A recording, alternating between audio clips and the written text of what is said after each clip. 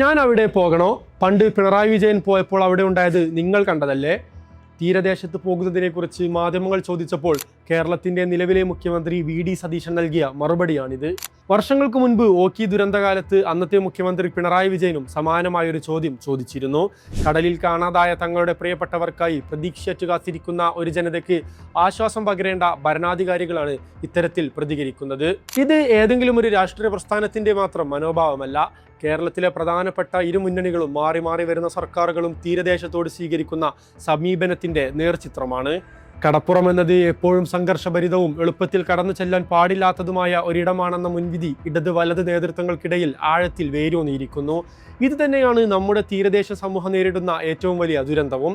കഴിഞ്ഞ കുറച്ചു ദിവസങ്ങളായി അഞ്ചുതെങ്കിലും നീണ്ട കരയിലും കണ്ടുകൊണ്ടിരിക്കുന്ന കാഴ്ചകൾ നിലവിലെ ഭരണ സംവിധാനങ്ങളുടെ പരാജയത്തെയാണ് തുറന്നു കാട്ടുന്നത്.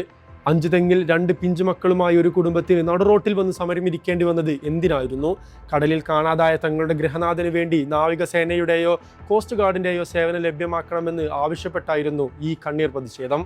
ജീവൻ രക്ഷിക്കാൻ ഏറ്റവും നിർണായകമായ ആദ്യ മണിക്കൂറുകളിൽ അഥവാ ഗോൾഡൻ ഹവേഴ്സിൽ സുരക്ഷാ സംവിധാനങ്ങൾ തികഞ്ഞ അലംഭാവമാണ് കാണിച്ചതെന്ന് ആ കുടുംബം ആരോപിക്കുന്നു. ഒടുവിൽ ഗതികെട്ട് അവർ തെരുവിൽ ഇറങ്ങി പ്രതിഷേധിച്ചപ്പോൾ മാത്രമാണ് തിരച്ചിൽ പോലും ഊർജിതമായത്. കേരളത്തിൽ LDF ഭരിച്ചാലും UDF ഭരിച്ചാലും ഇത്തരം അടിയന്തര ഘട്ടങ്ങളിൽ തീരദേശത്തിന് ലഭിക്കുന്ന പരിഗണന വളരെ പരിമിതമാണ്. ജോണിനെ കടലിൽ കാണാതായി ഇന്ന് 5ാമത്തെ ദിവസമാണ്. ഈ 5 ദിവസവും എങ്ങനെയുള്ള സെർച്ചിങ്ങാണ് നടന്നത്? കടലിൽ കോസ്റ്റ് ഗാർഡ് എന്ന് പറഞ്ഞിട്ട് ഇവർ കുറച്ചുപേര് പോയി. പോയവർ വളരെ ചുരുക്കം ദൂരമാണ് പോയത്. ഇത്രയും വിശാലമായുള്ള കടലാണ് കിടക്കുന്നത്. ആദ്യത്തെ ദിവസം ഇവർ പോയിട്ട് കിട്ടിയില്ല. എന്തുകൊണ്ട് ഒരു ഫർദർ ആയിട്ടുള്ള ഒരു രീതിയിൽ നിങ്ങൾ സെർച്ച് നടത്തുന്നില്ല? ഒരാണ് സങ്കടം സഹിക്കാൻ വയ്യാതെ പ്രതിഷേധിക്കുന്ന ഈ മനുഷ്യരെ രാഷ്ട്രീയ ഭേദമന്യേ സൈബർ ഇടങ്ങളിൽ അപഹസിക്കുന്നത്. വോട്ടുമായി ബന്ധപ്പെടുത്തി ഒരു ദുരന്തമുഖത്ത് വെച്ച് പോലും അവരെ അധിക്ഷേപിക്കുന്നത് അങ്ങേയറ്റം മനുഷ്യത്വരഹിതമാണ്. കേരളത്തിന്റെ ചരിത്രം പരിശോധിച്ചാൽ ദളിത് ആദിവാസി വിഭാഗങ്ങളെ പോലെ തന്നെ ഏറ്റവും കൂടുതൽ പാർശ്വവൽക്കരിക്കപ്പെട്ട സമൂഹമാണ് നമ്മുടെ മത്സ്യത്തൊഴിലാളികൾ. ഇരു മുന്നണികളും മാറി മാറി ഭരിച്ച് ഇവിടെ ഭൂപരിഷ്കരണം നടപ്പിലാക്കിയപ്പോഴും തീരദേശത്തെ ഈ മനുഷ്യർക്ക് സ്വന്തമായി ഒരിടം ലഭിച്ചില്ല. 2018 പ്രളയകാലത്ത് സ്വന്തം ജീവൻ പണയം വെച്ച് ആളുകളെ രക്ഷിക്കാൻ ഓടിയെത്തിയത് ഇവരാണ്. അന്ന് മുൻ മുഖ്യമന്ത്രി പിണറായി വിജയൻ അവരെ കേരളത്തിന്റെ സൈന്യമെന്ന് വിശേഷിപ്പിച്ചു. എന്നാൽ അതേ മനുഷ്യർ വെഴിഞ്ഞത്ത് തങ്ങളുടെ അടിസ്ഥാന സൗകര്യങ്ങൾക്ക് വേണ്ടി സമരം ചെയ്തപ്പോൾ LDF സർക്കാർ അവരെ അടിച്ചമർത്തുകയും തീവ്രവാദികളാണെന്ന് മുദ്രകുത്തുകയുമാണ് ചെയ്തത്. അന്ന് പ്രതിപക്ഷ നേതാവായിരുന്ന വി.ഡി. സതീശൻ ഇവർക്ക് വേണ്ടി സംസാരിക്കുകയും സിമന്റ് ഗോഡൌണിൽ അന്തിയുറങ്ങുന്ന ഇവരുടെ അവസ്ഥയെ ചൂണ്ടിക്കാണിക്കുകയും ചെയ്തിരുന്നു. എന്നാൽ ഇന്ന് അദ്ദേഹം മുഖ്യമന്ത്രി സ്ഥാനത്തെത്തിയപ്പോൾ ഈ മനുഷ്യരുടെ അവസ്ഥയ്ക്ക് ശാശ്വതമായ എന്ത് പരിഹാരമാണ് ഉണ്ടായത്?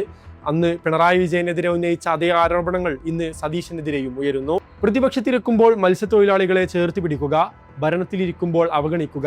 ഇത് കേരളത്തിലെ ഇരു രാഷ്ട്രീയ ചേരികളും ഒരുപോലെ തുടരുന്ന നയമാണ്. കഴിഞ്ഞ 10 വർഷത്തെ കണക്കുകൾ ഈ അവഗണനയുടെ ആഴം വ്യക്തമാക്കുന്നു. ഓഖി ദുരന്തത്തിന്റെ സമയത്ത് കൃത്യമായ മുന്നറിയിപ്പ് നൽകാൻ അന്നത്തെ LDF ഭരണകൂടത്തിന് സാധിച്ചില്ല. 100 കണക്കിന് ജീവനുകളാണ് അന്ന് കടലിൽ പൊലിഞ്ഞു പോയത്. അതുപോലെ മുതലപ്പുഴയുടെ കാര്യം. അശാസ്ത്രീയമായ നിർമ്മാണം കൊണ്ടും വിഴിഞ്ഞം പദ്ധതിയുടെ ആഘാതം കൊണ്ടും കഴിഞ്ഞ ഏതാനും വർഷങ്ങൾക്കുള്ളിൽ മുതലപ്പുഴ അഴിമുഖത്ത് മാത്രം അപകടത്തിൽപ്പെട്ട് മരിച്ചത് 80-ലധികം മത്സ്യത്തൊഴിലാളികളാണ്. ഇടത് വലത് സർക്കാരുകൾ മാറി മാറി ഭരിച്ചിട്ടും അവിടെ ഡ്രഡ്ജിംഗ് നടത്തണമെന്ന ഇവരുടെ ആവശ്യം പൂർണ്ണമായി നടപ്പിലാക്കിയിട്ടില്ല. കേരളത്തിലെ മറ്റേതെങ്കിലും ഒരു പ്രദേശത്ത് അല്ലെങ്കിൽ രാഷ്ട്രീയമായി സ്വാധീനമുള്ള ഏതെങ്കിലും ഒരു സമുദായത്തിലെ 80 പേർ ഇങ്ങനെ അപകടത്തിൽ മരിച്ചിരുന്നെങ്കിൽ നമ്മുടെ സർക്കാരുകളിൽ ഇത്രയും ലാഘവത്തോടെ ഇതിനെ സമീപിക്കുമായിരുന്നോ? പത്രങ്ങളുടെ ഉൾപേജിൽ വെറും ഒരു ചെറിയ കള്ളി വാർത്തയായി ഒതുങ്ങാൻ മാത്രം വില കുറഞ്ഞതാണോ ഈ മനുഷ്യരുടെ ജീവൻ? മറ്റു മേഖലകളിലെ ജനവിഭാഗങ്ങളോട് ഭരണകൂടങ്ങൾ കാണിക്കുന്ന പരിഗണനയും തീരദേശത്തോടുള്ള അവഗണനയും തമ്മിൽ വലിയ അന്തരമുണ്ട്. കസ്തൂരി രംഗൻ റിപ്പോർട്ട് വന്ന സമയത്ത് മലയോര മേഖലകളിൽ ആശങ്ക ഉയർന്നപ്പോൾ കേരളത്തിലെ മുഖ്യധാര രാഷ്ട്രീയ പാർട്ടികളെല്ലാം അവർക്ക് പിന്തുണയുമായി രംഗത്തെത്തി. അവിടെ ശക്തമായ വോട്ട് ബാങ്കും സംഘടനാ സ്വാധീനവും ഉണ്ട് എന്നതായിരുന്നു പ്രധാന കാരണം. എന്നാൽ കടലിന്റെ ഓരത്ത് ജീവിക്കുന്ന ഈ പാവപ്പെട്ട മനുഷ്യർക്ക് അത്തരം വലിയ സ്വാധീനങ്ങളില്ല. അവരുടെ പ്രതിസന്ധികൾ മനസ്സിലാക്കാൻ കഴിയുന്ന സമുദായത്തിൽ നിന്ന് തന്നെയുള്ള ഒരാളെ ഫിഷറീസ് വകുപ്പ് ഏൽപ്പിക്കാൻ പോലും പലപ്പോഴും മാറി മാറി വരുന്ന സർക്കാരുകൾ തയ്യാറായിട്ടില്ല.